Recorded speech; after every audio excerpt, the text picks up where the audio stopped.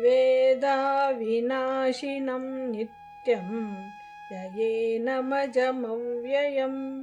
कथं स पुरुषः पार्थ कं घातयति हन्तिकम्. ಶ್ಲೋಕಾರ್ಥ.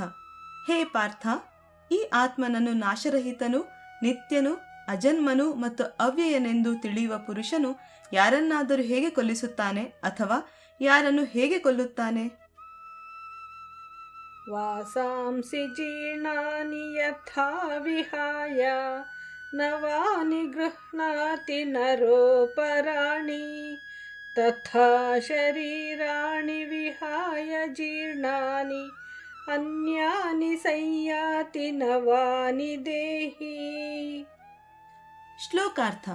ಮನುಷ್ಯನು ಹಳೆಯ ವಸ್ತ್ರಗಳನ್ನು ಬಿಸುಟು ಬೇರೆ ಹೊಸ ವಸ್ತ್ರಗಳನ್ನು ಧರಿಸುವಂತೆಯೇ ಜೀವಾತ್ಮನು ಹಳೆಯ ಶರೀರಗಳನ್ನು ಬಿಸುಟು ಬೇರೆ ಹೊಸ ಶರೀರಗಳನ್ನು ಪಡೆಯುತ್ತಾನೆ.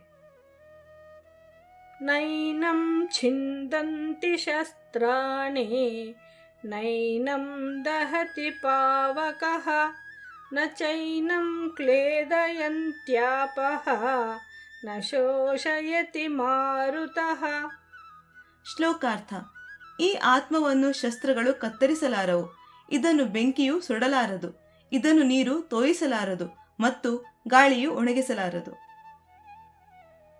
अच्छेद्योऽयमदाह्योऽयम् अक्लेद्यो शोष्य एव च नित्यः सर्वगतः स्थाणुः अचलोऽयं सनातनः. ಶ್ಲೋಕಾರ್ಥ. ಏಕೆಂದರೆ ಈ ಆತ್ಮವು ಕತ್ತರಿಸಲಾಗದ, ಸುಡಲಾರದ, ನೆನೆಯದ ಮತ್ತು ನಿಸ್ಸಂದೇಹವಾಗಿ ಒಣಗಲಾರದ್ದಾಗಿದೆ. ಹಾಗೆಯೇ ಈ ಆತ್ಮ ನಿತ್ಯ, ಸರ್ವವ್ಯಾಪಿ, ಅಚಲ, ಸ್ಥಿರವಾಗಿರುವ ಸನಾತನವಾಗಿದೆ.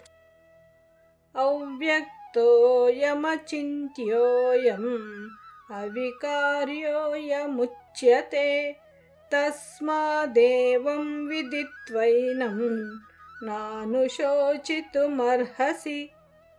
ಶ್ಲೋಕಾರ್ಥ. ಈ ಆತ್ಮನು ಅವ್ಯಕ್ತವೂ, ಅಚಿಂತ್ಯವೂ ಮತ್ತು ವಿಕಾರರಹಿತವೂ ಆಗಿದೆ ಎಂದು ಹೇಳಲಾಗುತ್ತದೆ.